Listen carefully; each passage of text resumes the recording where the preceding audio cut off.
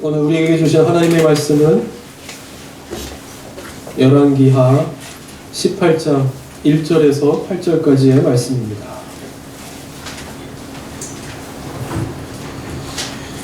열왕기하 구약에 있죠. 열왕기하 18장 1절에서 8절까지의 말씀입니다.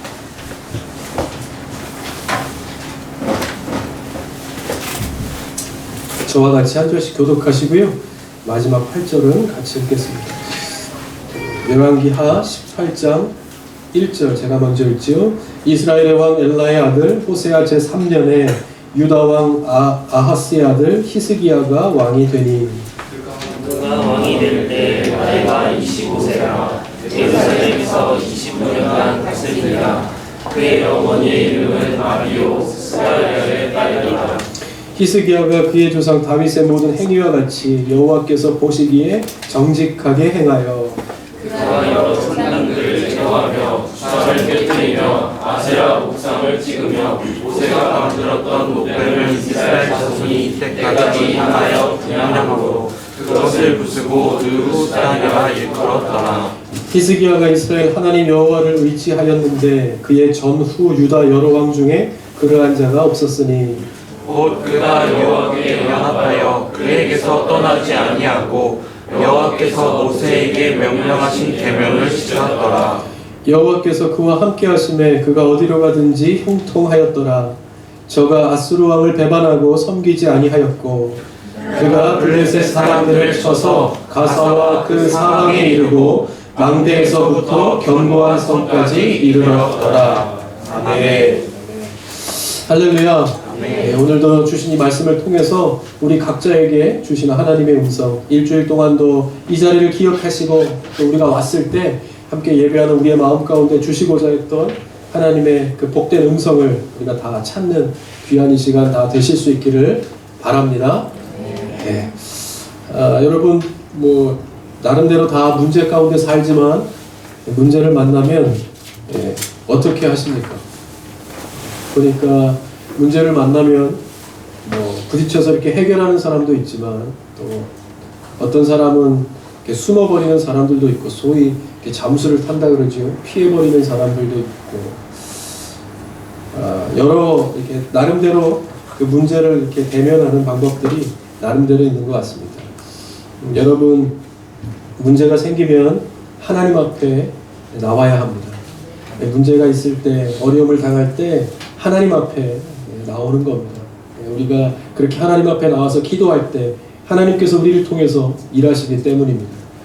오늘 히스기야 이 말씀을 보면 히스기야는 전에도 그랬고 후에도 그랬고 29년 동안 이스라엘을 다스렸는데 이 이스라엘이 뭐 조그만 변방의 작은 나라였으니까 주변에 그 강대국들로부터 얼마나 많은 역사적으로 보셔서 알겠지만 얼마나 많은 어려움을 겪습니까? 뭐 애국으로부터 시작해서 로마에 이르기까지 무수한 시간 동안에 많은 강대국들로부터 어려움을 겪는데 그 작은 나라의 왕으로서 얼마나 그 다스리는 동안에 많은 어려움이 있었겠습니까? 그때마다 히스기야는 하나님 앞에 기도하는 왕이었습니다. 그래서 그 위기를, 그 어려움들을, 그래서 하나님의 역사를 이끌어가는 것, 히스기야가 한 것이 아니라 하나님 앞에 기도하는 왕이었기 때문에 그 히스기야를 통해서 하나님께서 일하셨다 하는 것을 보게 됩니다. 여러분 오늘도 이 말씀을 통해서 우리도 뭐 그와 같지 않겠습니까? 왕의 자리 그리고 우리가 뭐 히스기야와 같은 상황 속에서 살아가는 것은 아니지만 다 나름대로 우리가 주인공이 되어 살아가는 이 세상의 흐름 속에서 나름대로의 가장 큰 문제 가운데 오늘 직면해 있다라고 하면 오늘 이 말씀을 통해서 하나님께서 나를 통해 일하시고 또 어떻게 이끌어 가시길 원하시는지 오늘도 각자를 향하신 하나님의 살아있는 음성을 찾는 저와 여러분 이 시간 다 되실 수 있기를 바랍니다. 하나님께서 쓰시는 인정받는 사람이 되기 위해서 필요한 것, 오늘 이 히스기야는 그렇게 해서 하나님께로부터 인정을 받고 쓰임을 받습니다. 하나님이 기뻐하시는 사람이었죠. 어떻게 우리가 하나님 기뻐하시는 사람들이 될 수 있겠는가? 오늘 이 말씀을 통해서 우리는 뭐 그동안에도 여러 가지 살펴보았지만 오늘 주신 이 본문을 통해서 몇 가지 우리가 찾아볼 수 있는 답이 있습니다. 한 3가지 정도로 정리했는데 한번 보죠. 첫 번째는 우리가 어떻게 하면 하나님께서 기뻐하시는 사람이 될 수 있겠는가? 첫 번째는 정직한 사람을 기뻐하신다 하는 겁니다. 정직한 사람. 오늘 읽은 본문 3절에 보면 이렇게 말씀하죠. 히스기야가 그의 조상 다윗의 모든 행위와 같이 여호와께서 보시기에 정직하게 행하여, 이렇게 말합니다. 그러니까 하나님 보실 때에 하나님께서 인정할 만한 모습을 히스기야가 갖고 있었다 하는 것은 볼 수 있죠. 뭐예요? 정직했다는 겁니다.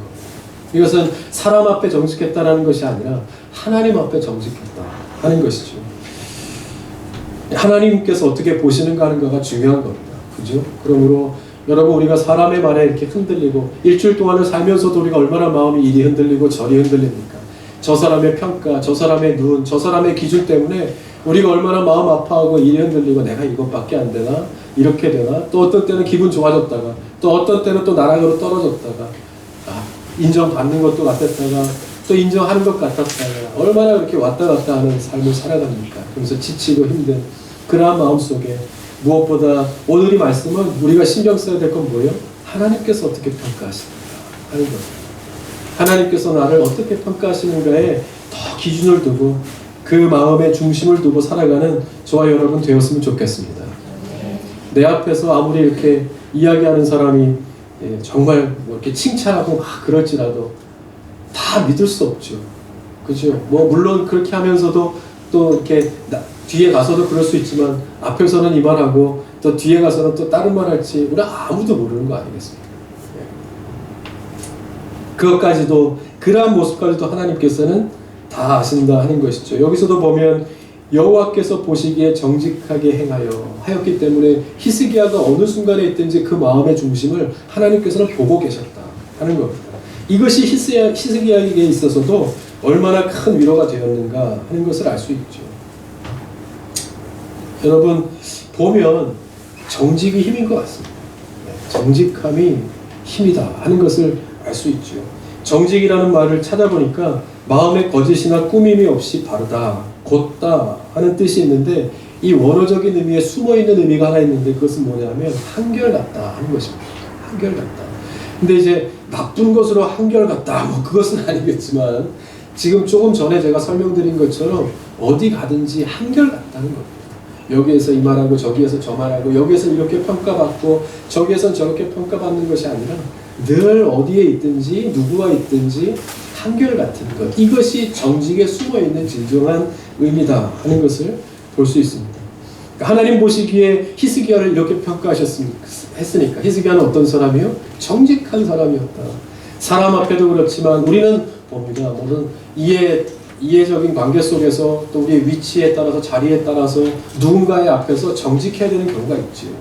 그러나 저만 보더라도 뭐 얼마든지 사람들 앞에서 보여질 때는 정직하게 행할 수 있지만 내가 정말 혼자 있을 때 다른 곳에 있을 때 그와 같이 한결같느냐 하는 것은 하나님 앞에 내가 가진 정말 보이지 않는 하나의 과제입니다. 그죠? 우리 그리스도인들이 다 그럴 겁니다. 그러므로 이 히스기야가 하나님 앞에 정직했다, 하나님 보시기에도 그랬다는 것은 참 부러워할 만한 그리스도인들의 덕목이라 볼 수 있습니다. 그것을 하나님께서 기뻐하셨다는 거예요. 그것을 기뻐하셨다. 여호와께서 보시기에 정직하게 행하여, 그 앞에 보면 그의 조상 다윗의 모든 행위와 같이 이렇게 말합니다. 여러분, 우리가 아는 것처럼 다윗은 하나님께서 참 기뻐하시는 종이었습니다. 그런데 하나님이 보시기에 히스기야도 그 다윗과 다르지 않았다는 겁니다. 그 다윗이 갔던 길을 히스기야도 갔다 하는 것이죠. 이스라엘은 이 922년에 남과 북으로 나뉘어집니다. 남과 북으로 나뉘어지고 200년이 흐른 뒤에 북왕국 이스라엘과 남왕국 유다가 있었는데 북이스라엘이 먼저 722년에 망하게 되죠. 멸망하게 되죠. 근데 보면 북이스라엘이 그 역사 동안에 뭐 왕이 한두 명이었겠습니까? 많은 왕들 중에 성경에 보면 좋은 왕이 있었다 없었다? 없었다는 것이죠. 하나님 보시기에 이렇게 좋게 평가되는 왕이 없었습니다. 그래서 저번에도 말씀드렸지만 하나님께서 구원해내시고 그 유월절을 지키면서 온전하게 예배하는 백성들로 살기를 바랬지만 살면서 뭐가 더 커져요? 우상이 더 커집니다. 눈에 보이는 것, 보이지 않는 것보다 눈에 보이는 것을 섬기려고 하고 눈에 보이지 않는 것보다 보이는 것으로 채움받으려고 하는 인간의 욕망이 계속해서 자신들의 우상들을 만들어갑니다. 그래서 왕들도 마찬가지였죠. 하나님을 섬기기보다 우상을 섬기고 그래서 북이스라엘이 먼저 멸망하게 됩니다. 그리고 나서는 뭐 남한국도 크게 다를 바는 없는데 그래도 조금 더 있다가 몇십 년 후에 583인가요? 72583 맞죠? 저희 공부할 때 무조건 외우는데 나중에 가면 생각이 안 이게 뭐지? 72583 외우긴 외우는데 누구 전화번호인가? 아마 583인가요? 그렇죠. 그 남왕국 유다가 망하게 되죠. 근데 이제 거기에도 여러 왕들이 있었는데 그래도 그 중에는 한 3명 정도의 하나님께로부터 좋은 평가를 받았던 왕들이 있습니다. 아사 왕이나 요아스 왕이나 그리고 오늘 이 등장하는 히스기야 왕이 그 조상 다윗과 같이 여호와 보시기에 정직했다고 그렇게 평가를 받습니다. 이 말은 잘못이 하나도 없게 완벽했다는 말이 아닙니다. 똑같이 연약하고 범죄하고 실수하는 일들이 있었지만 다윗과 같이 다윗도 그랬죠. 큰 죄를 지었지만 그것으로 끝나지 않고 그때마다 하나님 앞에 나아가 회개하고 다시 돌아와서 하나님 앞에 정직하게 살고자 인정받고 하나님 기뻐하시는 그 자리를 지키고자 노력했던 그 모습, 그것을 하나님께서 기뻐하셨는데 이 왕들이 그랬다는 것입니다. 그래서 나로 인하여 온전한 통치가 아니라 하나님으로 인하여 온전한 백성들로 이끌고자 하는 노력이 그 안에 있음을, 그 마음의 중심을 하나님께서는 보고 기뻐하셨다, 인정하셨다는 것을 알 수 있죠.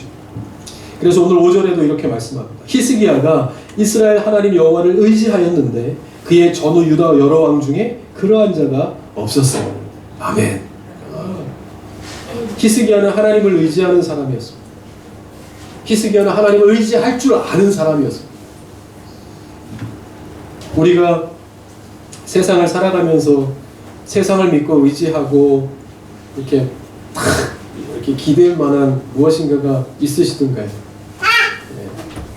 세상과 또 우리가 만나는 모든 사람들은 전에도 얘기했지만 이 믿고 의지해야 될 대상이 아니라 뭐예요? 사랑하고 용서하고 섬겨야 할 대상입니다. 우리가 그것을 완전히 믿고 의지하여 모든 것을 막 다 주고자 할 때 결과적으로 오히려 상처를 받고 그리고 잃어버리고 실망하고 좌절했던 경험들이 누구에게나 다 있습니다. 그러므로 우리가 다시 한번 되새기는 것은 모든 사람은 뭐예요? 세상을 사랑하고 용서하고 섬겨야 될 대상입니다. 믿음의 대상은 하나님이십니다. 우리가 의지해야 될 대상은 하나님이시라는 사실을 말해주고 있는 겁니다. 그것이 정직입니다. 왜 이것이 정직이겠습니까? 그러니까 신앙과 삶이 하나여야 한다는 의미에서의 정직입니다. 아까도 이야기했듯이 신앙 우리가 예배하는 이 시간에 이 시간 따르고 여기에서 예배하고 나아가면 삶 속에서는 세상을 의지하고 우리가 섬기는 우상이 따로 있습니다. 중요하게 생각하고 세상의 마음의 중심에 우리가 세워놓고 사는 것은 따로 있다고 하면 그것이 정직하지 못한 거라는 겁니다. 우리가 이 가운데서 찬송하고 하나님의 말씀을 붙들고 그렇게 하나님을 예배했으면 삶에서도 똑같이 하나님을 섬기는 백성으로 살아가는 것이 바로 정직한 것이라 하는 것입니다. 기쁘고 슬플 때, 기쁘고 좋을 때만이 아니라 슬프고 어려운 일이 생겼을 때에도 그 도움이 하나님께로부터 온다는 것을 믿고 그래서 하나님께서 이 일을 통해서 나를 어떻게 인도하실 것인가에 대해서 내 마음을 쏟고 예배하는 사람을 하나님께서 기뻐하셔서 그 사람을 도우신다 하는 것을 이 히스기야를 통해서 하나님께서 우리에게 말씀하고 있는 것입니다. 여러분 우리가 세상에 대하여 사람에 대하여 일에 대하여 흘리는 눈물이나 아픔 있죠. 그것을 만약에 하나님 앞에서 흘린다고 보면 우리의 삶이 어떻게 달라지겠습니까? 사람 때문에 흘리는 눈물, 일 때문에 아파하는 그 마음, 그 통회하는 심령으로 하나님 앞에 내 가슴을 두드리며 주님 앞에 도움을 구한다고 하면 우리의 삶이 달라지지 않겠습니까? 시편 146편 5절에 이렇게 말씀합니다. 야곱의 하나님을 자기의 도움으로 삼으며 야훼 자기 하나님에게 자기의 소망을 두는 자는 복이 있도다. 아멘.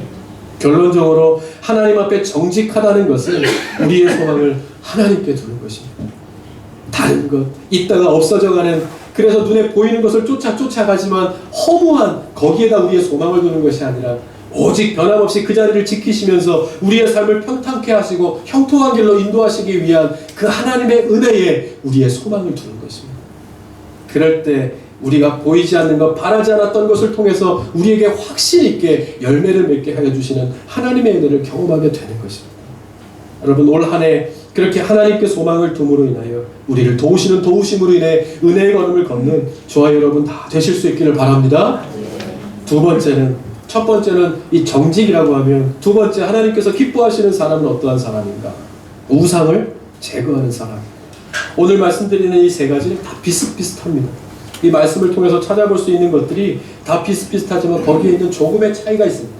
그것을 오늘 한번 꼭 찾아보실 수 있기를 바랍니다. 두 번째는 우상을 제거하는 사람이에요.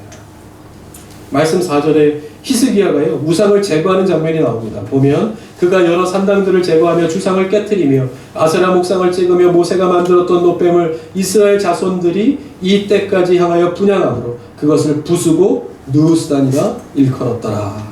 아멘.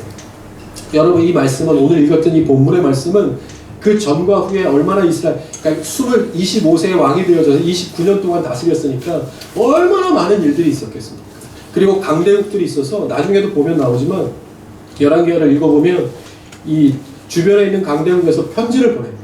편지를 보내서 항복하라는 겁니다. 왕이 나와서 무릎 꿇고 내 앞에서 빌면 네 백성들 다 살려주겠다는 겁니다. 아니면 내 입자도 멸망할 수 있으니까 네 왕이 나와서 내 앞에 무릎을 꿇고 잘못했다고 빌으라. 히스기야가 그 편지를 받고 얼마나 자존심이 상했겠습니까? 뭐 자존심뿐만 아니라 얼마나 두렵고 떨리겠습니까? 싸움이 안 되는 싸움인데 백성들은 또 보면서 왕을 얼마나 우습게 여기겠습니까?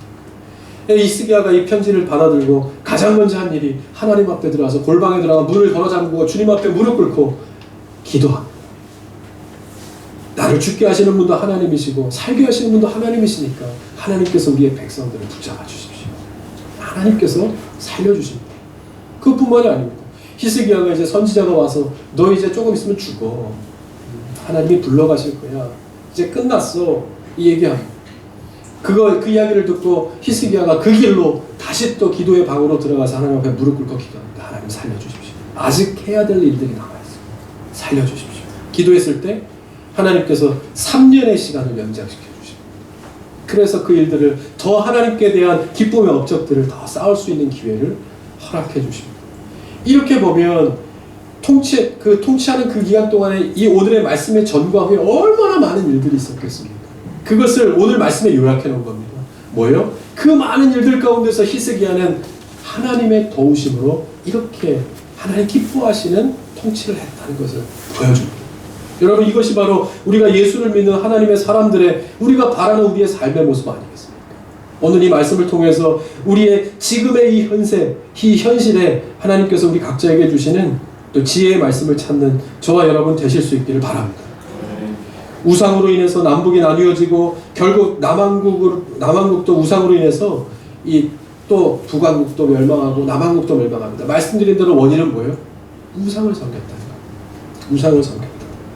여기서 보면 느우스단이라고 하는데 이게 뭐냐 하면 그 민수기에 보면 왜 불뱀에 물려서 사람들이 다 죽게 되었을 때 노뱀을 만들어서 보면 살 것이라고 하나님께서 그때 그 살았던 백성들이 그 노뱀을 고이고이 간직합니다. 이것이 우리를 살린 것이라 간수하다가 그게 뭐예요? 나중에 우상이 됩니다. 그것을 섬겼다는 겁니다. 그렇게 연약한 백성들 하나님께서 살려주셨음을 눈으로 보고 피부로 직접적으로 경험했음에도 불구하고 가면 갈수록 눈에 보이는 것들이 점점 우상이 되어 섬기는 대상들이 되어버립니다. 그것으로 인해서 멸망하고 엎어지고 전쟁에 패하고 하면서도 깨닫지 못할 거죠. 하나님께서 가장 싫어하시는 것 중에 하나가 우상입니다. 우상. 이것도 교만의 일종입니다. 하나님께서 가장 싫어하시는 것은 교만입니다. 내가 하나님보다 높아지고 하나님이 없이도 살 수 있다라고 하는 마음입니다. 그 중에 하나가 우상이죠. 하나님보다 더 큰 무엇인가. 하나님을 섬겨야 할 자리에 하나님보다 더 크게 차지하고 있는 무엇인가가 있다고 하면 그것이 우상이라는 겁니다. 여러 선교지가 있지만 그 중에 가장 선교가 어려운 것 중에 하나가 일본입니다. 가장 가까이 있지만 선교의 대상에서 소외된 지역. 왜요? 환율로 인해서. 그리고 선진국이지 않습니까? 사실 우리가 뭐 선교사를 파송할 때 우리보다 선진국에 파송하지 않지 않습니까?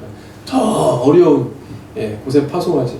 게다가 환율도 높기 때문에 사실 여기에 많은 투자를 해서 선교할 수 있는 그러한 나라가 별로 많지 않습니다.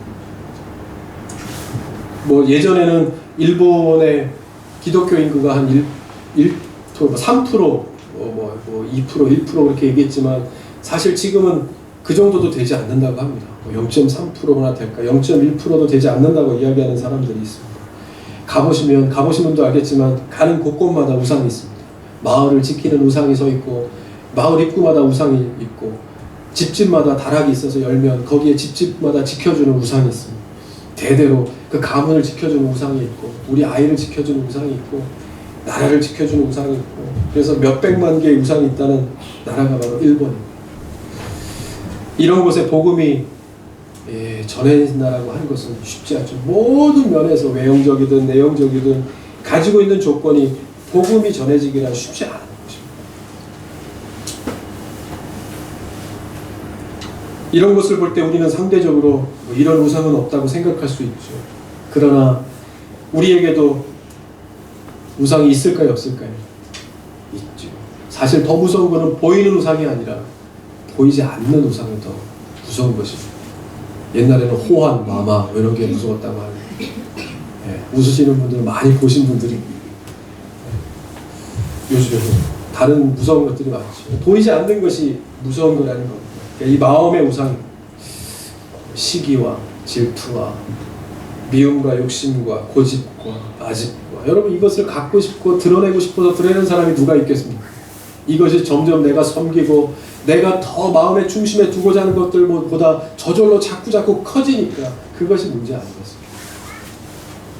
이 보이지 않는 우상은 물질에 대하여만 작용하지 어떤 하나에 이렇게 국한돼서 나타나지 않습니다. 물질에 대하여만 나타나는 것은 아닙니다.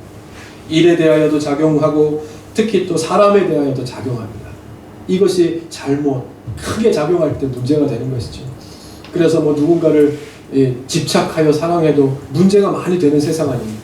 옛날에는 건전한 몸에 건전한 정신이 깃든다라고 했지만 요즘에는 그런 것 같지도 않아요. 왜냐하면 겉으로 보기에는 멀쩡한데 문제를 일으키는 사람들이 많이 있습니다. 그래서 겉으로 볼 때 몰라요.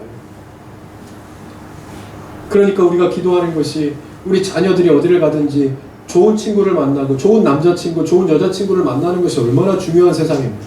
좋은 배우자를 만난다는 것이 이제는 무시할 수 없는 기도의 제목이 되어버린 겁니다. 결혼하고 나서 어떠한 증상이 나타날지 누가 알겠습니까? 그건 모르는 거예요. 다 해보신 분들 알겠지만 데이트할 때나 연애할 때는 누가 남들에게 좋지 않은 모습 보이려고 하는 사람이 누가 있어요? 고상하게 보이고 좋은 말하고 좋게 보이려고 하고 그렇게 노력하는 것은 좋은 거지만 그 안에 어떠한 것이 숨겨져 있을지 모르는 세상이기 때문에 우리가 한번 돌아보자 하는 것입니다. 그래서 우리 자녀들을 위해서도 좋은 사람 만나도록 기도하는 것이 그만큼 중요한 겁니다. 무엇이 우리의 깨어버릴 수 없는 우상이 될지 모르기 때문입니다. 이 우상을 반드시 제거해야 하는데 이 제거해야 되는 이유가 무엇인지에 대해서도 성경에는 이렇게 말해요. 역대하 30장 1절에 보면 히스기야가 온 이스라엘과 유다의 사람을 보내고 또 에브라임과 므낫세의 편지를 보내어 예루살렘 여호와의 전에 와서 이스라엘 여호와 하나님을 위하여 유월절을 지키라 하니라. 아멘.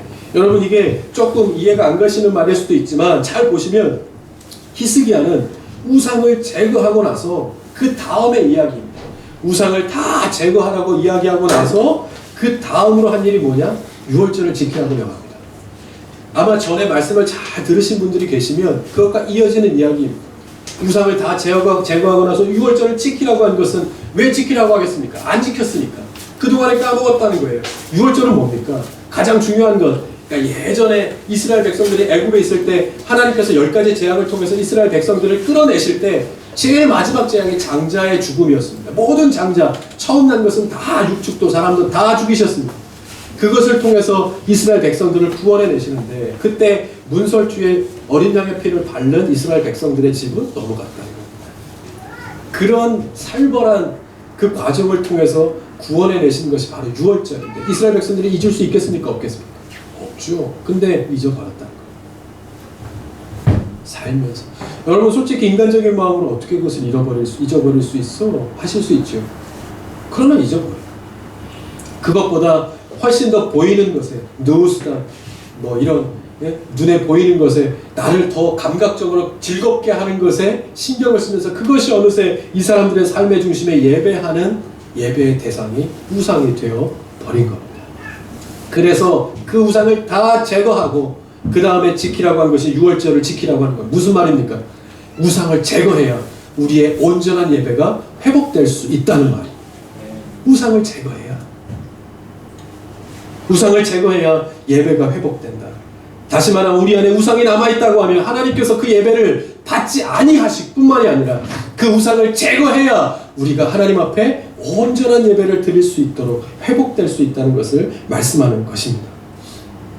우상을 다 멸하고 나서야 예배가 회복됩니다. 우상을 섬기느라 예배를 제대로 못 드렸다는 겁니다. 그동안에 제대로 드렸겠습니까? 마음은 딴 데가 있는데 하나님께 대하여 온전한 예배가 드려질 수가 없지요. 유월절 예배를 회복한다는 것은 무슨 말이겠습니까? 예수님의 십자가의 보혈의 능력을 회복한다는 것입니다. 그와 같은 은혜가 우리에게 필요하다는 사실을 다시 인정하는 겁니다. 이 우상이 나로 하여금 우리로 하여금 온전하게 나의 삶을 형통한 길로 인도할 수 없고 하나님만이, 하나님께로부터 오는 도움과 은혜만이 나를 나되게 할 수 있고 하나님 앞에 온전한 예배를 드림으로 우리의 삶을 평탄케 하고 온전한 삶을 살 수 있게 하실 수 있다 하는 것을 고백하게 되는 것입니다. 우리가 진정으로 예배할 때 그 안에는 예수님의 십자가의 은혜가 있습니다. 그 예수님의 십자가는 우리가 생각하지 못하는 것을 생각하게 할 뿐만이 아니라 할 수 없다라고 생각하는 것을 할 수 있게 만드는 능력이 있는 겁니다. 우리를 구원하신 그 자체가 불가능한 것을 가능케 하셨을 뿐만이 아니라 우리가 이 자리에 와 있는 것 자체가 사실은 기적과 같은 일이기 때문입니다. 그 기적의 역사를 이루어 가시는 분이 하나님이시고 그 하나님의 능력이 십자가의 그 은혜에 있습니다. 그러므로 우리가 온전한 예배를 회복할 때 그 십자가의 은혜가 우리에게 임하는 겁니다. 그래서 우리가 있는 곳이 예배의 장소가 되고 그래서 그 자리가 하나님 기뻐하시는 자리로 변하게 되어지는 그 기적의 삶을 살게 되는 것입니다. 여러분 다른 것이 기적이 아닙니다. 다른 것이 기적이 아니라 뭐 어떤 사람들 보니까 정말 병원에서 이렇게 왜 찬양하시는 분들, 봉사하시는 분들, 다니시면서 기도해 주시는 분들 그 책을 보니까 거기에 보니까 내가 기적이다라는 거예요. 병원에 가보시면 다 아픈 사람들이지 않습니까? 다 아픈 사람들이고 왜 이렇게 아픈 사람들이 많은지 모르겠어요. 네. 그런 거 보면 정말로 우리가 이렇게 건강하게 살 수 있다는 것 자체도 어떻게 보면 평범한 일은 아니다 하는 생각이 듭니다. 그런 의미에서 볼 때 다른 것이 기적이 아니라 우리 안에 나름대로의 우상을 제거하고 온전한 예배를 드리는 삶을 산다고 하는 것이 사실은 기적입니다. 그렇게 온전한 예배를 드릴 수 있다는 건 뭐예요? 우리 안에 있는 하나님이 아닌 다른 것들을 제거하고 십자가의 보혈의 능력을 의지하면서 하나님의 도우심을 구하며 그러한 은혜의 삶을 산다는 것을 입증해 주는 것이니까 그것이 바로 기적의 삶입니다. 다른 것이 우상이 아닙니다. 내가 지금 하나님보다 더 크게 바라고 그리고 내 마음의 중심에 있는 그 무엇인가가 있다고 하면 그것이 우상입니다. 하나님을 바라보지 못하게 만들고 하나님의 능력을 신뢰하지 못하게 만들고 그래서 하나님과 세상과 분리하여 세상과 교회와 세상에서 따로따로 사는 것이 당연한 것처럼 만드는 무엇인가가 있다고 하면 그것이 우상입니다. 그것이 정직하지 못한 겁니다. 그럼 하나님 기뻐하시지 않죠. 돕지 않죠. 은혜를 주시지 않죠. 그러면 사는 것이 아닌 거라고 봅니다. 그것을 내려놓아야 할 수 없다고 생각하는 거예요. 품을 수 없다고 생각하는 거예요. 사랑할 수 없고 용서할 수 없고 예수님께서 하신 것은 우리가 할 수 있는 겁니다. 왜? 말씀에서 말씀하셨기 때문에. 그래서 그 마음들을 다 십자가 앞에 내려놓는 것. 오늘 예배를 통해 보혈의 능력을 믿고 내려놓고 하나님의 능력을 구하는 저와 여러분 되실 수 있기를 바랍니다. 나를 만드실 뿐만이 아니라 우리의 가정을 만지시고 자녀와 우리의 삶의 연약한 부분들을 강하게 하셔서 하나님의 그 은혜 가운데 사용하시고자 하는 그 하나님의 마음을 품고 오늘도 우리의 삶으로 나아가는 저와 여러분 다 되실 수 있기를 바랍니다. 그렇게 보면 우리가 더 낮아지고 깨어져야 할 이유가 있죠. 우상을 기도하면서 우상을 이렇게 기도하면서 깨부셔야 하는 것처럼 이미 더 큰 우상이 되어버린 우리 마음의 교만을 하나님 앞에 내려놓고 깨어지게 해 주옵소서. 이렇게 기도할 때 하나님께서는 다시 우리의 마음에 우리의 삶보다 더 큰 도우심이신 하나님을 바라볼 수 있도록 해주실 줄 믿습니다. 그래서 사도 바울은 날마다 내가 죽는다라고 그렇게 말합니다. 하나님보다 더 커지고자 하는 그런 마음들을 내려놓고 하나님 앞에 구하며 그렇게 나아가는 저와 여러분 다 되실 수 있기를 바랍니다. 마지막 세 번째로는 말씀을 지켜서 순종하는 사람입니다. 하나님 기뻐하시는 사람. 말씀을 지켜 순종하는 사람. 오늘 말씀 6절에 보면 곧 그가 여호와께 연합하여 그에게서 떠나지 아니하고 여호와께서 모세에게 명령하신 계명을 지켰더라. 아멘. 참 대단하죠. 히스기야가 여호와께 연합하여 그에게서 떠나지 아니하고 하나 되었다는 겁니다. 하나님과 하나 되었다. 하나가 되었다. 주가 내 안에 내가 주 안에. 하나님 내가 기도하면 다 이루어 주신다고 했는데 왜 안 이루어 주십니까? 안 도와 주십니까? 내가 너 안에, 너가 내 안에 있으면 그러면 네가 무엇이든지 구하는 대로 내가 다 이루어 줄 것이다. 그 말이 이 말입니다. 하나 되어 연합하여 하나님 앞에 정직하게 행하였으므로 하나님께서 기뻐하시지 않을 이유가 있겠습니까? 그러므로 어떠한 위기에서든지 하나님 앞에 전쟁이 뭔 전쟁이겠습니까? 큰 일이 뭔 큰 일이고 우리의 소원이 하나님 앞에 이루어지지 않을 것이 무엇이 있겠습니까? 중요한 것은 바로 이것입니다. 하나님께 연합되었는가 하나 되었는가 하는 것을 하나님께서 바라보시는 겁니다. 내 삶이 교회에서도 하나 되지만 삶 속에서도 하나님과 연합된 삶을 사느냐, 네 중요한 순간에, 사업의 순간에, 일의 순간에, 가정의 모든 일들의 그 순간순간마다 다른 것을 구하지 않고 도움을 구하지 않고 하나님 앞에 엎드려 기도하는 정직한 삶을 살고 있는가 하는 것을 묻고 계십니다. 그렇다면 염려할 것 없다. 오늘 7, 8절에도 여호와께서 그와 함께 하심에 그가 어디로 가든지 형통하였더라. 아멘. 저가 아수르 왕을 배반하고 섬기지 아니하였고, 배반하였다는 거예요. 편지를 보냈지만 무릎 꿇지 않았다는 거예요. 왜? 그것이 정직하지, 하나님 앞에 정직하지 않은 것임을 알았기 때문입니다. 어디서 많이 듣던 얘기. 무릎 꿇지 않았다는 거예요. 그가 블레셋 사람을 쳐서 오히려 가사와 그 사방에 이르고 망대에서부터 견고한 성까지 이르렀더라. 할렐루야. 이것이 하나님을 의지하는 백성들, 도우심을 구하는 백성들, 하나님 앞에 다른 우상들을 다 제거해버리고 온전한 예배함으로 나아가는 주님의 정직한 백성들을 평탄케 하시고 형통케 하시는 하나님의 은혜인 것을 이 시대뿐만이 아니라 오늘을 살아가는 우리에게도 이렇게 할 것이라 말씀하고 계신 겁니다. 할렐루야. 네. 형통하게 되었다는 하나님께 동행하심으로. 그래서 시편 23편 4절에도 이렇게 말씀합니다. 내가 사망의 음침한 골짜기로 다닐지라도 해를 두려워하지 않을 것은 주께서 나와 함께 하시리라. 주의 지팡이와 막대기가 나를 안위하시나이다. 아멘. 여러분 어디를 갈 때, 산에 올라갈 때도 지팡이를 집으면 좀 안정이 되지 않습니까? 그게 그렇게 그 무릎에 도움이 된다 그러더라고요. 산에 올라갈 때나. 이게 뭔데? 그죠? 이것만 이렇게 의지해서 올라가는 건 아니잖아요. 근데 그것 때문에 올라가고 내려갈 때 무릎 관절에 무리가 가지 않아요. 그리고 뭐 어디 산을 갈 때도 이렇게 뭐 지팡이라도 하나 있으면 좀 마음에 안심이 되지 않습니까? 뭐 이렇게 나타나면 좀 이렇게. 예. 그래서 예전에 제가 그 신천지와의 싸움을 할 때 현모가 이만한 3단봉을 제 차에 이렇게 앞뒤에 놔줬었는데 목사님 새벽기도 나오실 때 3단봉을 펴서 나오십시오.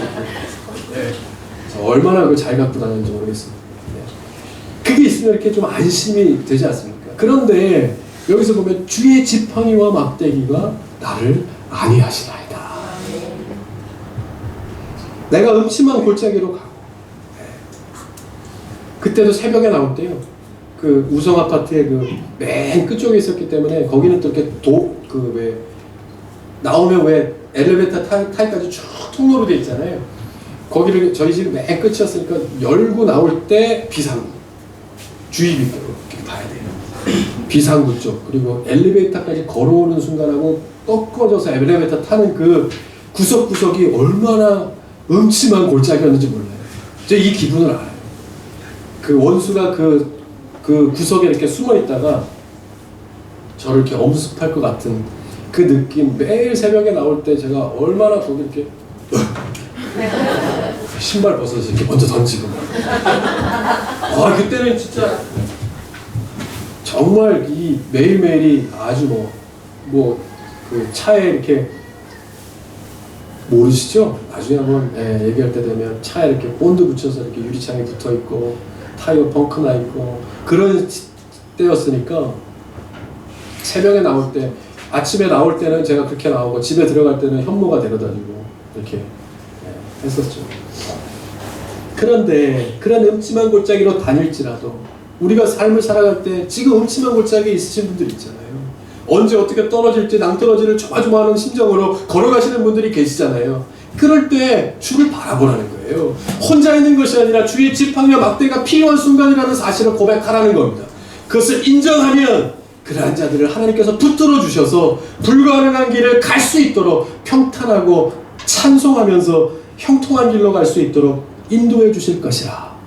이것이 하나님께서 우리에게 주시는 약속입니다. 할렐루야. 여러분, 그러므로 주께서 나와 함께 하심이 축복입니다.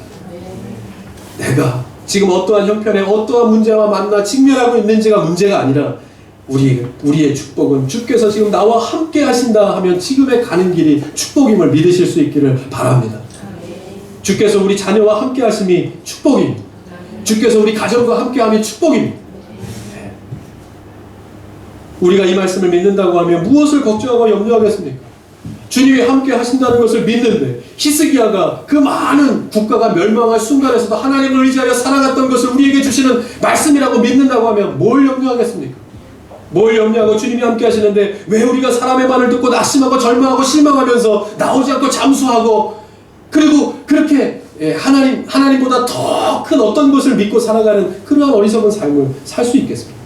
여러분, 그러지 마세요. 많은 소리들이 들려오지만 그 가운데서 우리가 들어야 될 소리가 있습니다. 뭐예요? 하나님의 말씀을 듣는 겁니다. 하나님의 음성을 찾는 겁니다. 많은 사람들이 우리를 평가하지 않습니까? 잘한다, 못한다. 그 일 때문에 우리가 얼마나 하루에도 마음 졸이면서 올라갔다 떨어졌다 다시 넘어졌다 일어났다 얼마나 많이 피곤해 하십니까? 물론 살아가면서 그러한 일들을 안 겪을 수 없지만 가장 결론적으로 마지막에는 뭐예요? 하나님께서 나를 어떻게 평가하시는가? 하나님께서 말씀하십니다. 수고했다, 충성했다, 잘했다.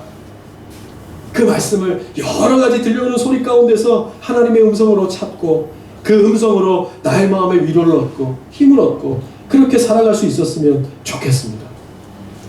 하나님께서는 지금뿐만이 아니라 우리가 살아가는 어느 순간에도 계속해서 말씀하시죠. 말씀하시는 여러 가지 종류가 있습니다. 방법이 있죠. 어떤 때는 현상을 통해서, 사건을 통해서도 우리에게 말씀하십니다.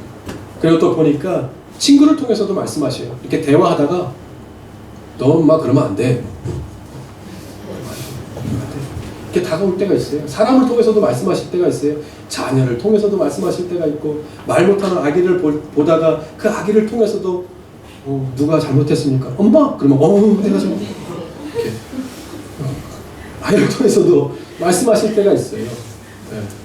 그러면서 깨닫게 되는 거죠. 듣고자 할 때 듣고자 하는 사람들에게 들리게 되어 있습니다. 그 중에서 우리가 하나님의 음성을 듣는 가장 좋은 방법은 뭐겠습니까? 성경을 보는 것입니다. 성경을 보는 것입니다.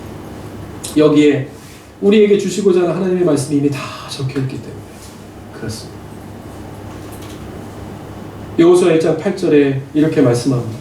이 율법책을 내 입에서 떠나지 말게 하며 주야로 그것을 묵상하여 그 안에 기록된 대로 다 지켜 행하라. 그리하면 내 길이 평탄하게 될 것이며 내가 형통하리라. 아멘. 이것이 말씀을 주시면서 우리에게 약속하신 하나님의 약속입니다. 하나님 사랑하시는 예람들 교회 성도 여러분, 올 한 해는 무엇보다 하나님의 말씀을 가까이 하는 한 해가 되었으면 좋겠습니다. 우리가 하나님 살아계심을 증거하는 교회라는 큰 모토를 가지고 우리가 작년에도 그렇게 지내왔고 올 한 해도 이제 숨가쁜 2020년도를 시작합니다. 벌써 하나님께서는 우리를 통해서 하시고자 하는 일들과 계획을 시작하신 것 같고, 그러므로 우리가 어떠한 길로 가는 것이 진정한 형통의 길인지, 물론 하나님의 인도하심 따라서 따라갈 때 우리가 그 음성을 이 말씀을 통해서 찾아야 될 터인데, 그래서 올 한 해는 좀 말씀을 보면서 또 읽으면서 공부하면서 그렇게 하나님과 동행하는 한 해가 되어서 무엇이 어떻게 형통한 길로 인도하시는가 하는 것에 대해서 좀 경험하게 되는 그러한 또 2020년도가 다 되실 수 있기를 바랍니다. 그래서 이 하나님 말씀을 더 가까이 하는 프로그램들을 이제 시작하려고 합니다.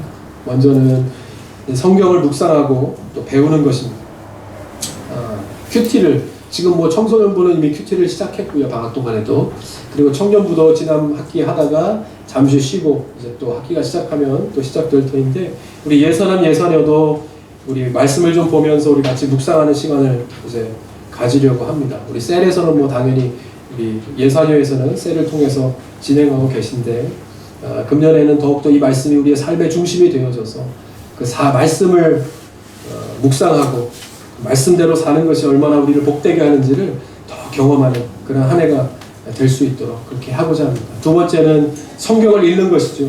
성경 통독이라고 하는데 우리가 성경을 같이 좀 매일매일은 아니더라도 꾸준히 성경을 읽는 것이 필요하죠. 그럴 때 이 말씀의 능력을 경험할 수 있게 되는 겁니다. 읽지 않는데 어떻게 말씀의 은혜를 경험하겠습니까? 그래서 좋은 기회라고 생각합니다. 누누이 광고를 드렸던 것처럼 우리가 1주년 감사 예배를 드리고 나서 1주년 기념으로 우리 박신철, 이지선 집사님 가정에서 또 뭐 쉽지 않았을 거라고 생각해요. 그런데 보시면 알겠지만 이 성경이요, 여러분이 고가의 제품입니다. 네, 보시면 성경을 그냥 이렇게 살려고 하면 어이구야 쉽지 않습니다. 근데 기도하시면서 또 이번에 1주년을 맞이해서 우리 성경책을 아주 예쁘게 제작을 해주셨습니다. 그래서 이렇게 가져왔는데 제가 이제 이렇게 보여드리려고 갖고 왔어요. 뒤에 보시면 이름도 찍혀 있고, 예, 이렇게 예쁜 성경책, 우리 장년부 그리고 청소년부 그리고 어린이부 이렇게 세 파트로 나뉘어서 각각 거기에 맞는 연령대에 맞는 성경으로 했습니다. 뭐 작년이심에도 불구하고 나는 어린이 성경을 읽겠다 그러면 어쩔 수 없습니다. 예, 그러셔도 괜찮은데 오늘 그래서 이 성경책을 나누어 드리는데 오늘 말씀을 통해서 한번 우리가 다짐하는 시간을 좀 가졌으면 좋겠다. 왜냐하면 성경책을 가지고 다녀야 읽지 않겠습니까? 갖고 있어야 읽는 것도 마찬가지인데 우리가 또 가지고 다니지 않으면 아무 의미가 없습니다. 그래서 우리가 어디에 있든지 또 예배를 드릴 때 항상 이것이 주님과 연합한 것처럼 내가 말씀과 연합되어져서 늘 읽고 이 말씀이 성경책에 요즘에는 성경 잘 안 가지고 다니지 않습니까? 이렇게 서비스가 워낙 좋기 때문에 그냥 보시면 되니까 요즘에는 아주 당연한 듯이 예전에는 핸드폰으로 성경을 봐도 좀 이렇게 숨어서 보는 시대였는데 요즘에는 뭐 당연한 듯이 이렇게 보아지는 시대가 되었어요. 시대에 뭐 하기 때문에 뭐 우리가 그 시대에 뭐 적응을 안 할 수는 없지만 그래도 이 성경책을 가지고 다닐 때에 주어지는 좋은 점들이 너무 많이 있습니다. 그래서 이 성경책을 우리가 오늘 나누어 드리면서 제가 여러분들과 꼭 다짐하고 싶은 것이 세 가지 있습니다. 뭐냐 하면 첫 번째는 성경을 꼭 가지고 다니자. 예배 드릴 때. 꼭 가지고 다니시면서 이 성경책을 찾고 그러면서 손때가 묻고 구겨지고 줄이 쳐지고 그러면서 그 말씀이 내 안에 들어와서 역사하는 겁니다. 그러니까 우리가 그러한 마음으로 성경책을 일단 첫 번째 꼭 가지고 다니시고 두 번째 가지고 다녀야 성경을 읽을 수 있죠. 성경을 읽기 위해서 노력하는 겁니다. 그러니까 매일매일 제 팬들이니까 신경 쓰지 마세요. 이렇게 중간에 이렇게 막 이렇게 들어올까봐 저쪽에 이렇게 넣어놓은 거니까. 제 팬들이니까 신경 쓰지 마시고. 좀 이따 가요. 그래서 성경을 꼭 읽기 위해서 매일매일은 아니지만 힘듭니다. 저도 매일매일 읽는 것이 쉽지 않아요. 그런데 있으면 우리가 읽을 수 있으니까 읽기 위해서 노력하고 세 번째는 읽은 그 말씀대로 살고자 노력하는 것입니다. 그러면 반드시 변화가 있고 히스기야에게 약속하셨던 하나님의 축복의 약속이 우리의 삶에 이루어지는 것을 보게 될 줄 믿습니다. 한번 따라 하십시다. 첫 번째, 성경을 꼭 가지고 다닙니다. 두 번째, 성경을 읽기 위해 노력합니다. 세 번째, 그 말씀대로 살고자 힘씁니다. 요한복음에도 말씀하시는 것처럼 말씀이 육신이 되어 이 땅 가운데 오신 겁니다. 예수님께서 올라가신 다음에 성령을 선물로 주시고 그 다음에 말씀이 육신이 되어 이 땅 가운데 오신 분이 예수 그리스도입니다. 그러므로 말씀이 예수 그리스도이시고 예수 그리스도가 말씀입니다. 우리가 말씀을 만난다는 것이 예수님을 만나는 겁니다. 그래서 이 말씀을 통해 예수님을 만날 때 역사가 일어나죠. 말씀은 살았고 운동력이 있어 우리의 생각과 신념과 골수를 찔러 쪼개 변화시키는 능력이 있기 때문입니다. 지금까지 그렇게 성경의 말씀은 이어져 왔고 하나님의 역사와 같이 왔습니다. 그래서 우리가 오늘 이렇게 말씀을 들을 수 있고 말씀의 은혜 가운데 살아가는 것이니까 여러분 꼭 기억하시고 오늘 이 내 손에 주어지는 성경을 통해서 새로운 말씀의 한 해를 살아가는 저와 여러분 되실 수 있기를 바랍니다. 한 가지만 말씀드리고 말씀을 맺죠. 1872년에 오늘 이 말씀을 성경책에 대해서 이렇게 좀 한국 교회사를 이렇게 보다 보니까 빠지지 않는 이야기가 있어요. 만주죠. 영구에 정착을 해서 선교를 하던 로스 선교사라고 하는 분이 계셨어요.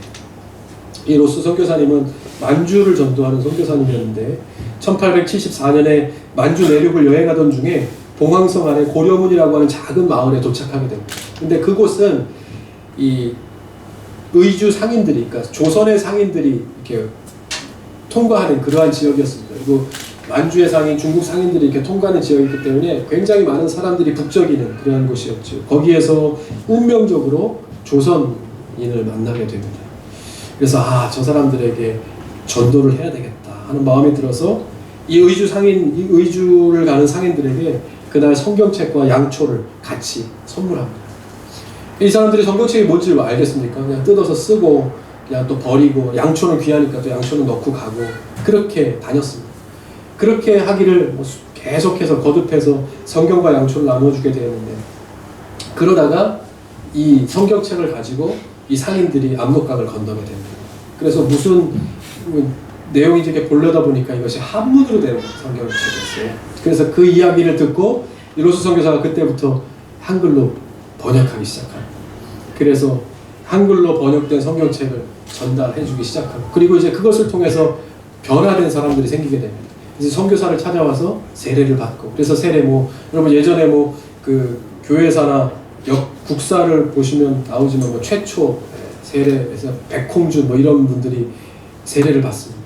그래서 2명, 3명, 5명 늘어나게 되면서 이 사람들을 통해서 압록강을 건너 성경책이 점점 우리나라로 전해지게 됐죠. 그 말씀을 통해서 이제 우리나라가 복음을 받아들이게 되고, 그래서 오늘날에 이르게 됩니다. 이것이 바로 교회사를 이렇게 보면 도입 첫 부분에 빠짐없이 등장하는 이야기입니다. 여기 보면 이렇게 말합니다. 한국 선교는 성경을 읽고 번역하고 인쇄하여 국내에 유포시키는 것으로 출발하여 성경에 의해 성경 위에 한국 교회는 세워졌다. 이렇게 평가합니다. 말씀에 생명이 있기 때문에 그렇겠죠. 꺼져가는 곳에 생명이 전해지면 사라지게 되는 것이니까. 여러분, 히스기야는 하나님을 기쁘시게 하는 왕이었습니다. 그 이유는 우리가 살펴본 것처럼 말씀을 곁에 두고, 그리고 자꾸 내 마음의 중심에 찾아오려고 하는 우상을 제거하고 하나님 앞에 정직하여 하나님의 말씀을 곁에 두고 하나님 앞에 온전한 예배를 드릴 줄 아는 하나님 말씀에 청종하는 사람이었기 때문입니다. 그 히스기야를 하나님께서 외면하지 않고 그 기도를 들어주셔서 작은 기도뿐만이 아니라 큰 기도까지 하나님께서 그 사람이 하나님 앞에 정직한 왕이었다고 평가받을 수 있게 형통한 길로 인도하셨던 것을 보게 됩니다. 여러분, 저와 여러분들의 삶도 이와 같기를 바랍니다.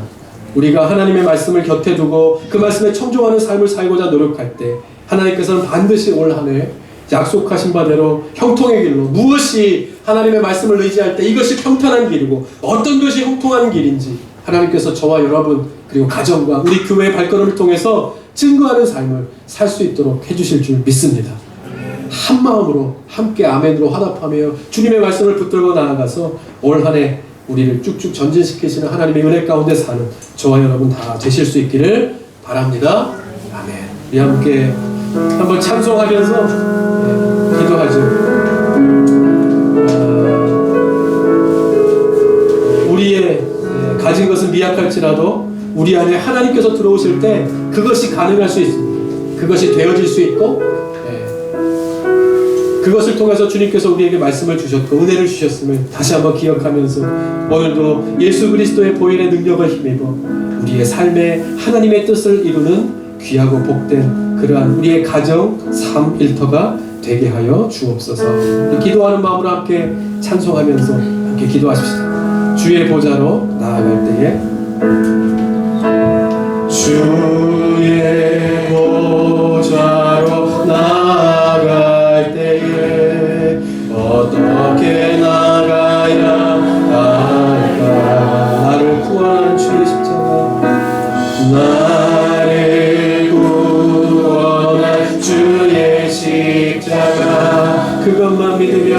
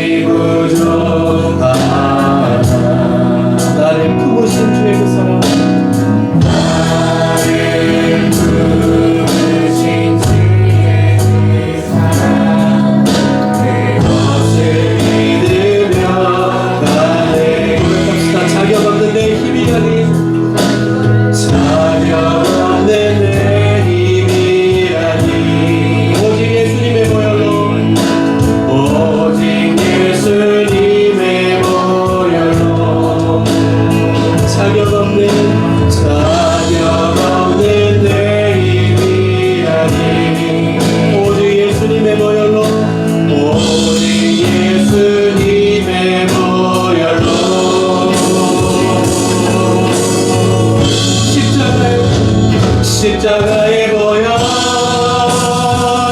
완전하신 사랑 힘입어 나아갑니다. 십자가의 보혈 십자가의 보혈 완전하신 사랑 힘입어 예배합니다. 힘입어 예배. 처음부터 다시 한번 고백할까요? 주의 보좌로 나아갈 때 보좌로 나아갈 때에 어떻게 나가야 할까? 나를 구원한 주의 십자가 가슴 속에 손을 얹고 가슴 위에 손을 얹고 한번 고백하는 마음으로 찬송하십시오. 주의 보좌로 나아갈 때에 아멘. 주의 보좌로 나아갈 때에 나 여전히 부족하다. 나를 품으신 주의 그 사랑 나를 품으신 주의 사랑 그것만 믿으며 가네. 아멘. 자격 없는 내 힘이 아니 오직 예수님의 보혈로 자격 없는 내 힘이 아니 자격 없는 내 힘이 아니 오직 예수님의 보혈로 한 번 더 합시다. 자격 없는 내 힘이 아니 자격 없는 내 힘이 아니 오직 예수님의 보혈로만 가능할 수 있음을 우리의 마음속에 이제 우상과 같은 마음을 내려놓고요 우리 주님 앞에 기도하는 마음으로 찬송하십시다. 오직 예수님의 보혈로만 구원받을 수 있음을 고백하는 마음으로 오직 예수님의 보혈로 오직 예수님의 보혈로 십자가의 보혈 아멘. 십자가의 보혈 완전하신 사랑 힘이 더 나아갑니다. 십자가의 보혈 십자가의 보혈 완전하신 사랑만이 나의 삶의 가정을 내 삶을 온전케 하실 수 있음을 믿습니다. 임하여 주셔서 하나님 방법이 쓰옵소서. 십자가의 보혈 아멘. 십자가의 보혈 완전하신 사랑 힘입어 나아갑니다. 십자가의 보혈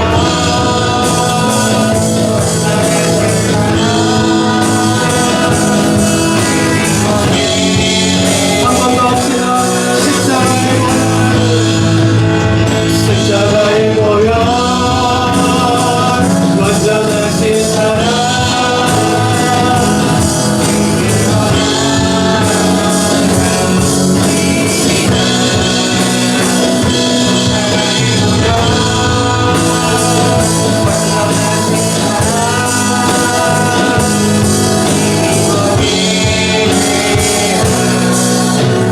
우리 이 시간 같이 한번 그 마음으로 기도하십시다. 하나님 오늘도 우리의 마음속에 하나님께서 주시고자 하는 은혜의 손길이 있는 줄 믿습니다. 히스기야가 그랬던 것처럼 우리의 삶은 다릅니까? 하나님 다른 것을 의지하다가 넘어지고 실망하고 좌절하고 다른 사람들의 평가와 세상에 들려오는 소리 때문에 얼마나 마음이 흔들리고 어려운 삶을 살고 있는지 내 심령이 주님 앞에 올 때만 회복될 수 있는 것을 하나님께서 아십니다. 오늘 이 시간에 우리의 삶이 가정이 우리의 자녀가 온전한 평탄하고 형통한 길을 걸어가는 것이 세상에 있고 내가 원하는 것을 붙잡는 것에 있는 것이 아니라 오늘 이 자리까지 끊임없이 말씀하여 주시는 하나님의 살아있는 말씀을 붙드는 것에 있음을 내가 오늘도 고백하고 내 능력과 내 힘과 능력을 의지하는 것이 아니라 하나님의 능력과 예수 그리스도의 보혈의 능력을 의지하면서 이 시간 한 걸음을 떼어놓을 때 주님 그 길이 주님께서 인도하시는 형통의 길이 되게 하시고 평탄의 길이 되게 하여 주실 줄 믿습니다. 우리 다시 한번 두 손 높이 들고요 주여 한번 간절히 부르짖고 주의 도우심이 필요한 것이 다른 것이 아니라 나의 이 마음임을 고백하시면서 우리 주여 한번 고백하시고 함께 주의 도우심을 구하며 기도하십시다. 같이 기도합니다. 주여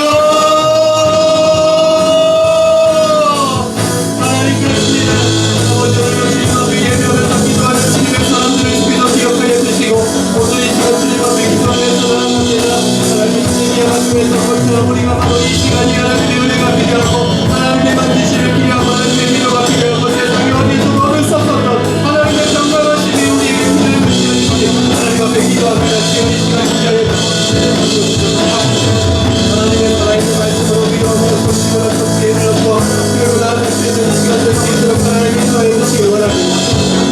이여 오늘 시간 함께 하여 주셔서 하나님의 보혈의 능력을 느끼고 나아가고 아버지 도와주시고 역사해 주셔서 오늘 주님을 인정해서 나아가는 시간 될 수 있도록 주님 역사해 주셔서 주님께 함께해 주시고 주여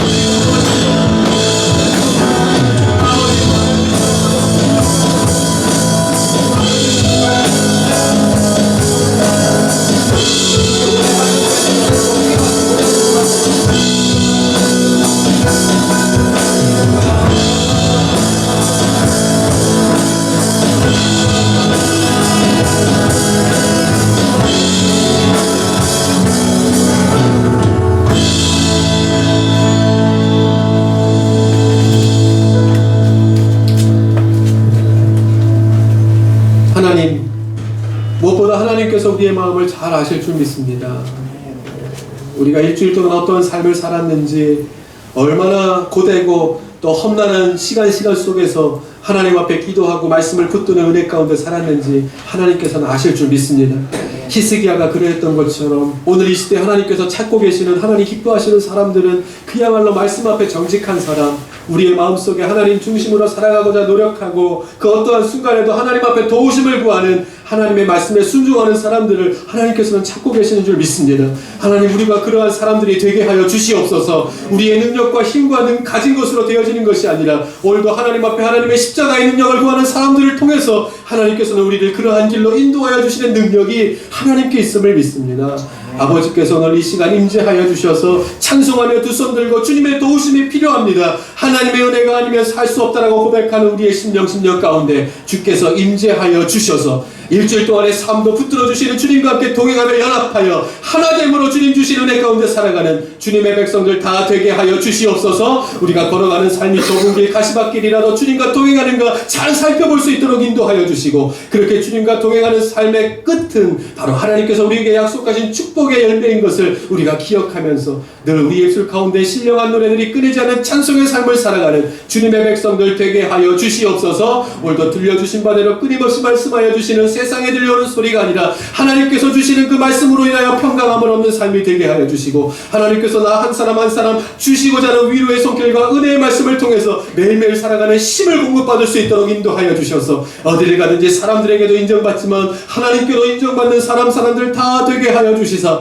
어디에 있든지 우리 하는 일들을 통해서 하나님의 나라 복음의 일들을 귀하게 이루어가는 주님의 사람들 다 될 수 있도록 하나님 함께하여 주시옵소서. 아버지, 오늘도 주님 앞에 예배합니다. 이 예배가 온전하게 하나님 앞에만 드려지는 예배가 될 수 있도록 도와주시옵소서. 올 한 해도 하나님의 말씀을 붙들고 온전히 하나님만 예배하는 여러분들 교회가 될 수 있도록 인도하여 주셔서 살아서 역사하시는 하나님의 증거자로서의 살아, 그렇게 한 해 한 해 어디를 가든지 하나님 살아계심을 증거하는 일에 귀하게 쓰임받는 하나님의 사람들, 하나님의 가정들, 그리고 하나님의 교회가 될 수 있도록 주여 붙들어 주시옵소서.